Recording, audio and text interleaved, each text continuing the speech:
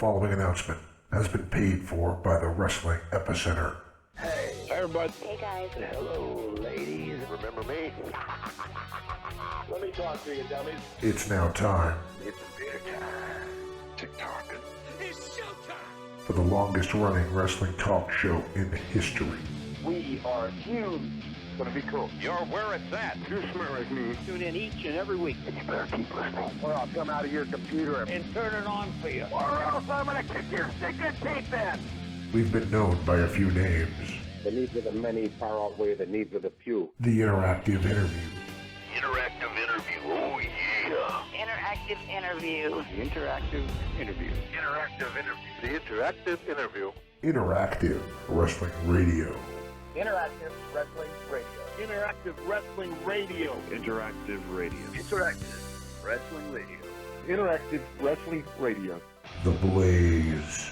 Blaze 1260 AM. The Blaze. The Blaze. Blaze. The Blaze Rock. And a lot of other names. Weekend Warrior of Wrestling. The Pile Driver. The Epicenter.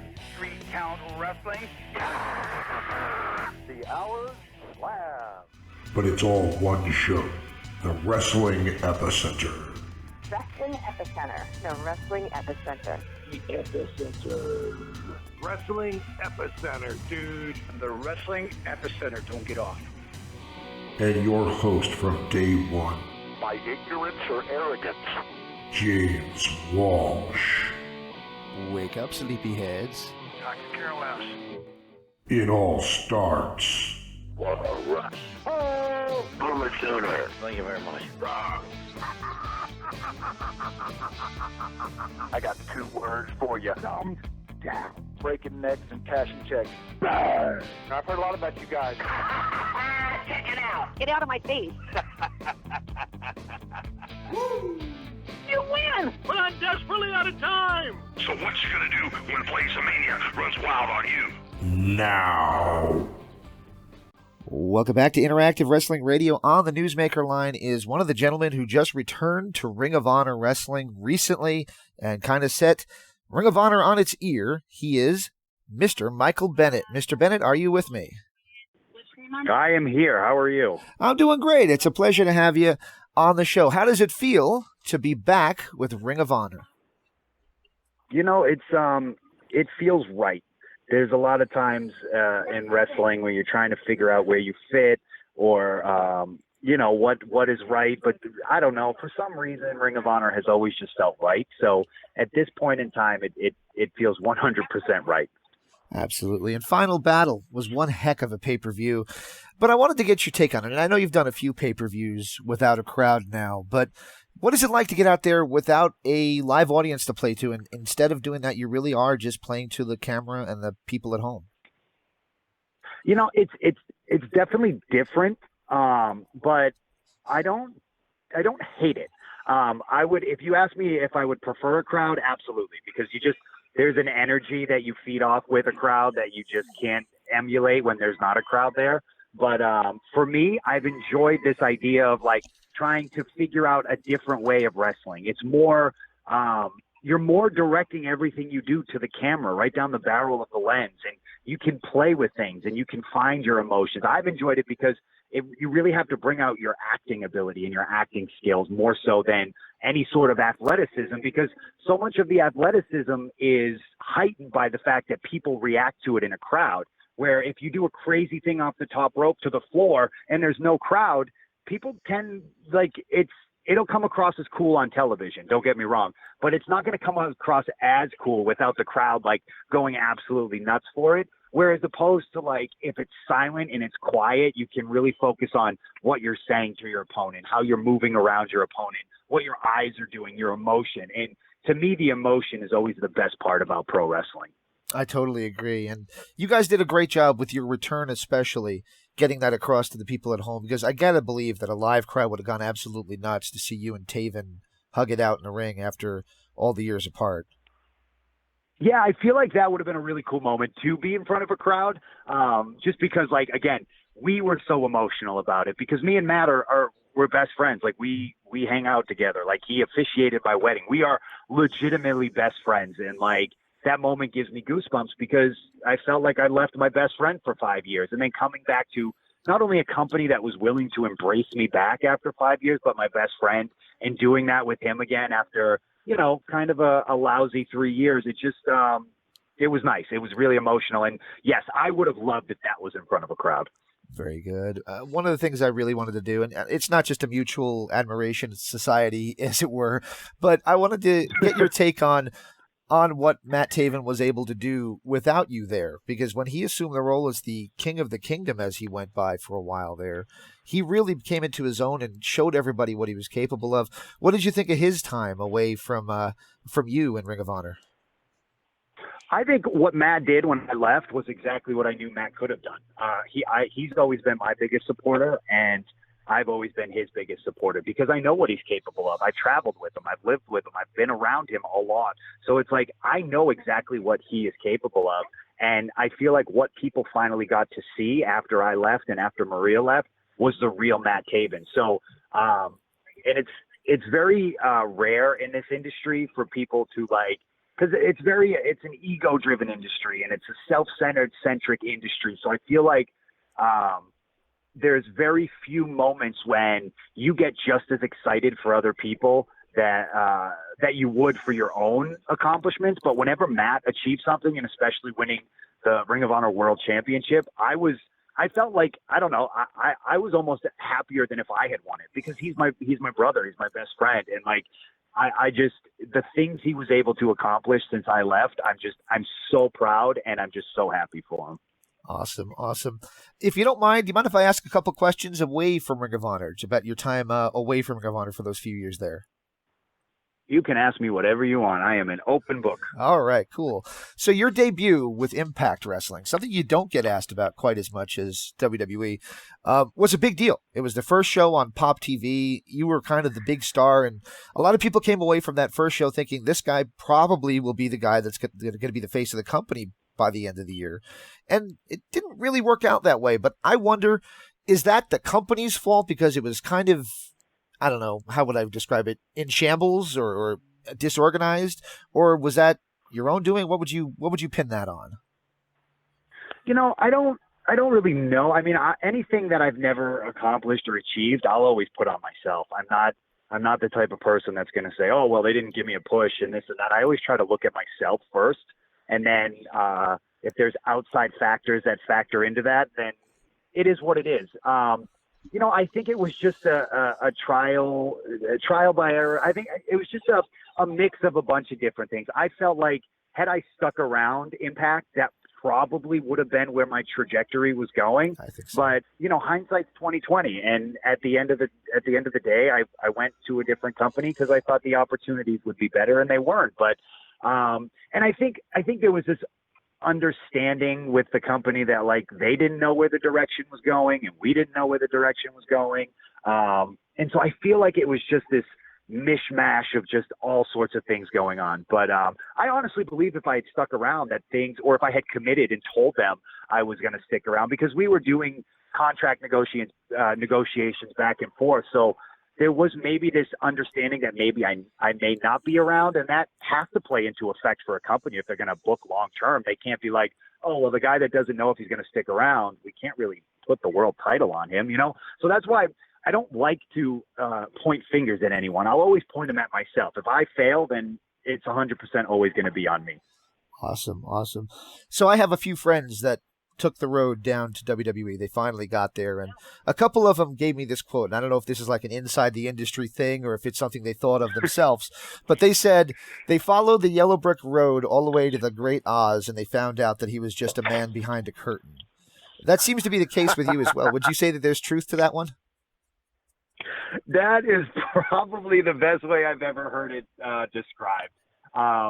It's just, it is what it is. And for me, and I've had this discussion with my wife a lot, and I'm sure I'll get ripped for this online, but I don't really care. It's just one of these things where you have this perception of what you want it to be, and then you get there, and it's not that at all. And again, if you want to point fingers, point them at me, because I had the wrong perception. I grew up watching it on TV. I grew up thinking it was the land of Oz, and then you get there, and you realize it is just the man behind the curtain. And I love that analogy because it's true. And again, if someone's at fault, it's probably me because I traveled that yellow brick road. I believed in the yellow brick road. I believed in the magical land of Oz, and it didn't exist. And at the end of the day, some people go and they enjoy the fact that it's just the man behind the curtain. Other people go, no, I want the land of Oz, and I know the land of Oz exists somewhere out there, and I'm going to go find it.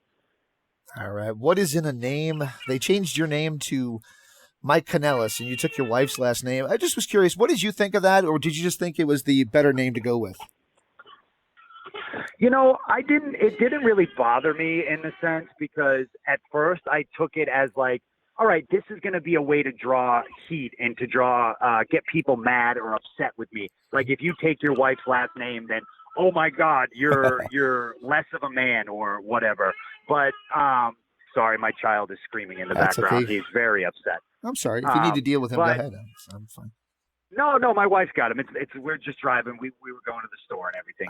It's not a big deal. This is the joys of being a parent during a pandemic that you have to deal with. But no, I didn't hate the name Kanellis at first.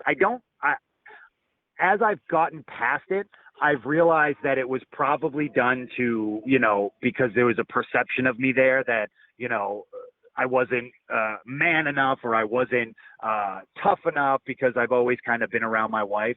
So as I've gotten past WWE, I've realized that it was probably a jab at me because I now know how that company works. But it never really bothered me because I'm a professional wrestler. I wear underwear for a living. So I'm like, it's really not going to bother me if you tell me my last name's Kanellis. Like I've done way worse. Awesome. So on social media, you being you makes you so much more likable than anything that WWE had the opportunity to do with you. Seeing you dancing in Disneyland with your kids on your back, that was just so awesome. And hearing about your struggles with, painkillers and things like that and beating that, it was really cool to see. Can we expect to see more of that of you, more of who you really are instead of a wrestling persona as you go forward in your wrestling career? Yeah, and you know what? I'm really glad you asked that because it's something I've been trying to. I've been like thinking about a lot, and it's this idea that I've been wrestling for just about 20 years now, and I always thought that I had to be this person. I always thought I had to be this gimmick. When at the end of the day, what I realized was if you're just yourself, people want to connect with you. They want to understand who you are. And me as a person, I'm a professional wrestler. I'm a dad. I'm a fighter. Like this is what I do. And so I'm trying to not be a gimmick, and I just want to be myself. Like I want people to know who Mike Bennett is and who he is as a professional wrestler. And that's the dad. That's the recovering addict. That's the husband. That's the hard worker. That's the motivational speaker. It's all those things. I'm not a gimmick at the end of the day. That's why I always say to people, just be real, be yourself. And that's kind of what I've been trying to push along the way. I don't want to make every question sound down, so I apologize if I'm going that way. But when you guys left WWE, you were kind of the two guys you're yourself and Maria, not guys, but you were the two people who went out there and were throwing bombs a little bit. You were throwing your opinions on social media, really saying what you felt. Do you regret that at all, or do you stand by everything you said? No, I stand by everything I say. I like I said, I'm an open book. I tell the truth, and if people don't like it, I'm never going to lie just so people like me. I'm sorry. That's not how I was raised. If someone asks me a question, what I'm going to do is I'm going to tell them exactly how I feel and how I feel about it. And so people always say to me, they're like, oh, are you ever going to stop talking about WWE? I don't talk about WWE in my personal time. When I'm home or I'm around my friends and my wife or my family, I don't talk about it. It's not important to me. But when people ask me questions, I'm going to give them a truthful answer. I'm not going to sugarcoat it because it offends wrestling fans or it offends WWE fans. Like, that's not who I am. I believe in telling the truth. And for me, and maybe that's because I'm a recovering addict. And when you're a recovering addict, you're big into honesty because you spend so much of your time doing drugs and living a lie that when you finally get to the point of recovery, you're like, the truth is so much more easier and so much more freeing. And it's you phrase it as taking shots, and I understand why people may view it that way. But to me, I got asked the question, and I'll answer it honestly. And when I see something I don't like them taking away people's cameos or stuff like that, I'll speak up on it because I think it's bogus. I think when billionaires try to make more billions as opposed to helping out the people that, gave them those billions, I think that's wrong. And I think people need to say it. And I'm sorry if that offends people. And I don't even understand why it offends people. I don't get why, Vince McMahon's not going to hire you. Vince McMahon's not going to give you a job. He's just trying to make more money off the backs of other people. And so if that bothers people, I'm sorry. I don't know what to tell you. The truth hurts. Absolutely. Well, happier times. Since you left WWE, you took part in a pay-per-view that I helped promote, and going into it, I had no idea what it was going to be until I saw it, and when I did, I had soda shoot through my nose because it was just so funny. Of course, I'm talking about Talkin' Shop-A-Mania. Was it as fun to be part of that as it came off on television? Oh, I think it was far more fun than it actually came off on television. We had an absolute blast. We flew down to Gallows' house. We hung out. We filmed the most ridiculous pay-per-view you'll ever watch in your entire life. Just a bunch of buddies having a good time. It was so much fun, and I can't wait to do another one. Awesome. And then there was another pay-per-view series you were part of, which was UWN Primetime Live. Unfortunately, the pandemic seems to have slammed that shut, at least for the time being. But what did you think of those pay-per-views and presenting wrestling in that way? UWN actually gave me a platform to kind of change people's perception of who I am as a professional wrestler. So it was I'm so incredibly thankful that I got to do that because they had so much trust and so much faith in me and my ability that I just they were go do your thing, go be whoever you want. And so I went and I did that. And I'm so incredibly thankful for Dave Marquez and giving me that opportunity to show that, all right, I'm no longer Mike Kanellis. I'm no longer the Miracle. I'm no longer any of this. I'm Mike Bennett, the professional wrestler, and this is what I'm going to offer moving forward. Awesome. So I'm going to try to ask this question carefully, but for the first time in a long time, especially in Ring of Honor, when you come to the ring, you're not flagged by Maria. And is that different for you? Is that something that's important to you? And might we ever see her return to your side in Ring of Honor? You know what? I think it's one of those things where we're both at a point in our career where we want to see what else we can do on our own, and we'll always be there. She's my wife. So whenever we feel the need to bring the two of us back together or the three of us with Taven, we will 100% do that. But Maria's also very methodical, and she likes to do other things that maybe people don't see on the screens. She's very much a puppet master in the sense where she likes to keep her hands behind the scenes and do a lot of that stuff.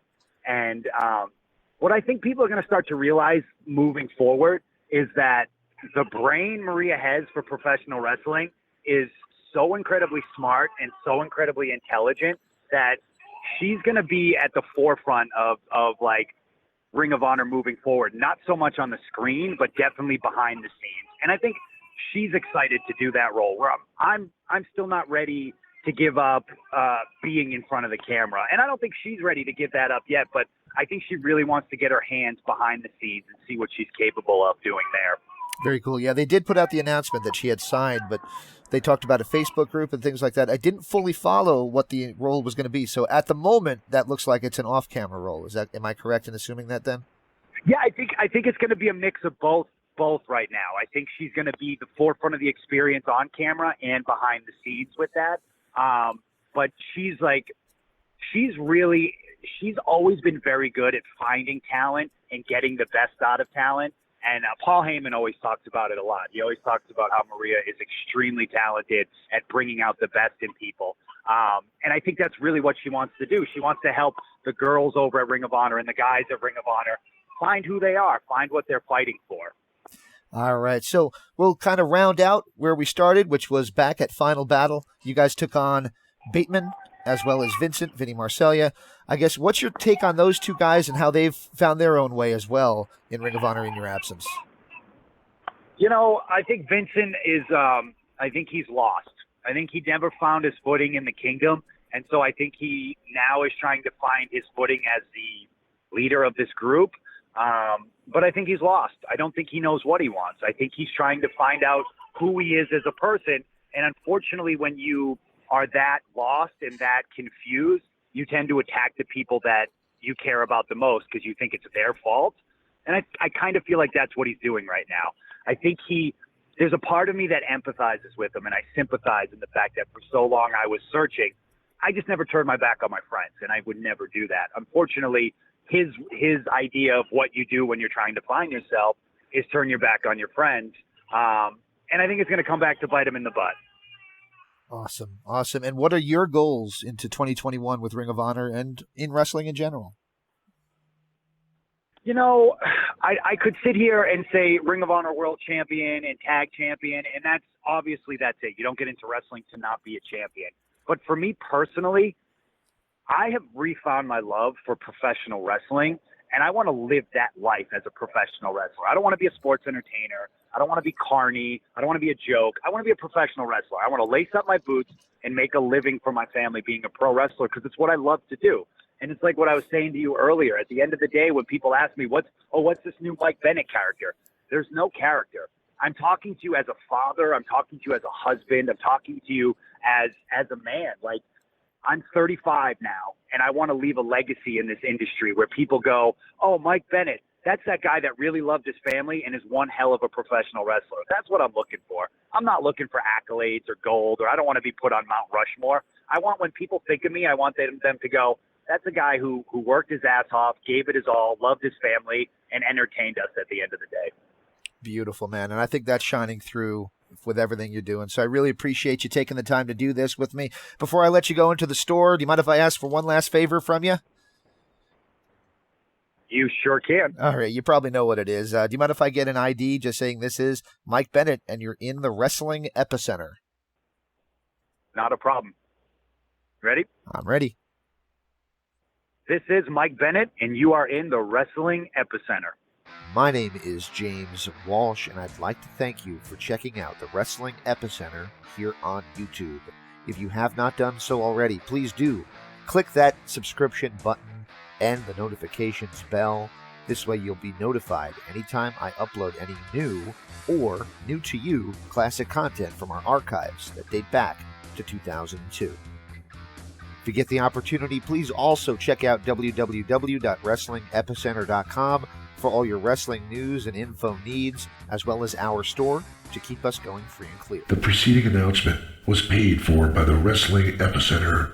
Time to listen, and if you like what you heard, I'm glad. If you didn't like what you heard, we'll go fuck this shit. Most people done hung up on me. We had a lovely conversation. What a show. Oh, mercy, Daddy. On your radio dial. Don't hang up. Bye-bye.